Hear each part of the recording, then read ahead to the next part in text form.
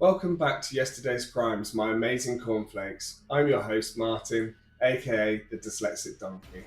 Today we are pinning history's most insane criminal operations head to head across 6 brutal categories. But because this donkey struggles to read a basic map, let alone a massive criminal rap sheet, I've brought along my AI co host, Marcus. Marcus is an AI voice, which means he actually sticks to the script I wrote for him. Unlike me, who will probably forget my own lines in about 5 minutes. That's no word of a lie, I am terrible. He's going to fire out the rapid stats, and then I'm going to tell you how insane these blokes actually were on the ground. To determine our champion today, we are scoring these crews across 6 different rounds. Round 1, the Hall, then versus now. Round 2, criminal resumes and backstories. Round 3, intelligence and tactical planning. Round 4, unrecovered cash. Round 5, total sentences and getaway fails. Round 6, my overall leaderboard rating. Today we are diving straight into the vaults.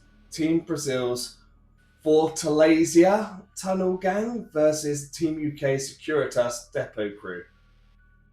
Right, I'm going to get that terribly wrong.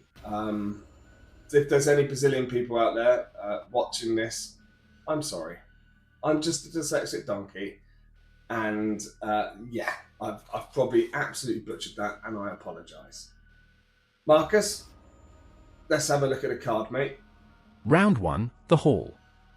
In August 2005, the Fortaleza gang packed 164 million Brazilian reais into grain sacks. At the time, that was worth 41 million British pounds. Adjusted for modern inflation, that is a staggering 73 million pounds.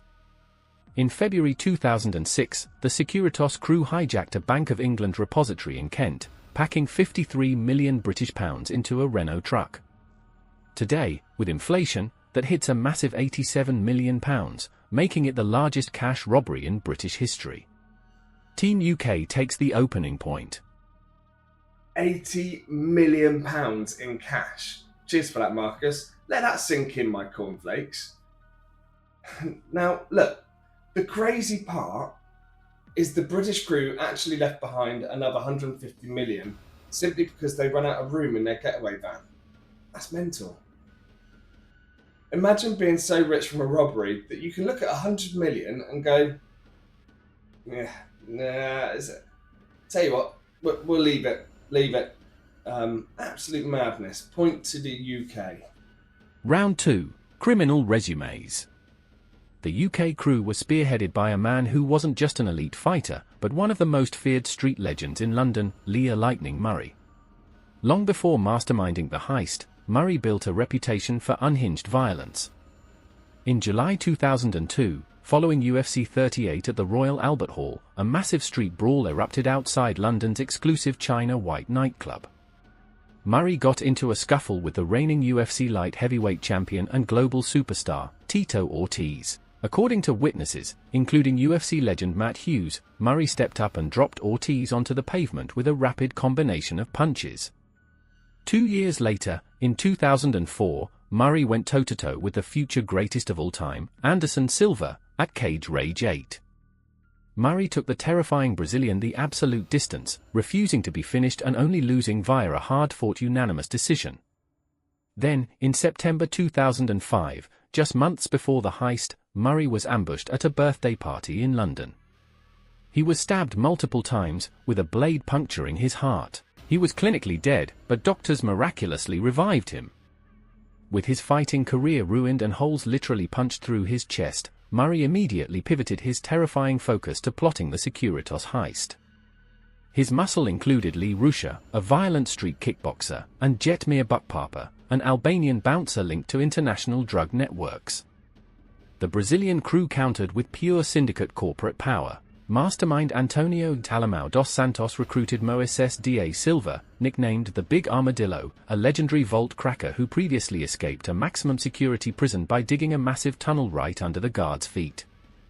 Financed with a £200,000 seed investment from a multimillionaire drug lord, Brazil takes the resume point for pure syndicate organization.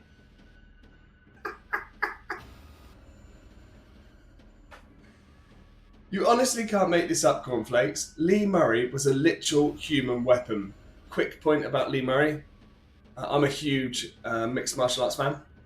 Love mixed martial arts, done judo my whole life. I love mixed martial arts. And Lee Murray, when he was first on scene, was something to behold. Anderson Silva was, you'll find out in a minute, was just like knocking people out left, right, and centre. And they fought, and I'll tell you what happened in that in a minute. But what could have been? What could have been? Lee Murray, what could have been? Imagine being a standard bank manager. You look out your window, and the bloke holding you at gunpoint is ex-UFC fighter who knocked out Tito Ortiz in a street fight. You don't know who Tito Ortiz is. He was like a huge legend within the UFC, and at the time he was the light heavyweight champion of the world. And then he gets stabbed in the heart, literally dies on a hospital table, wakes up and goes, right, fighting's over. Let's go rob the Bank of England cash depot. Absolute lunacy. But even with all that movie villain energy, Brazil didn't just hire guys with shovels.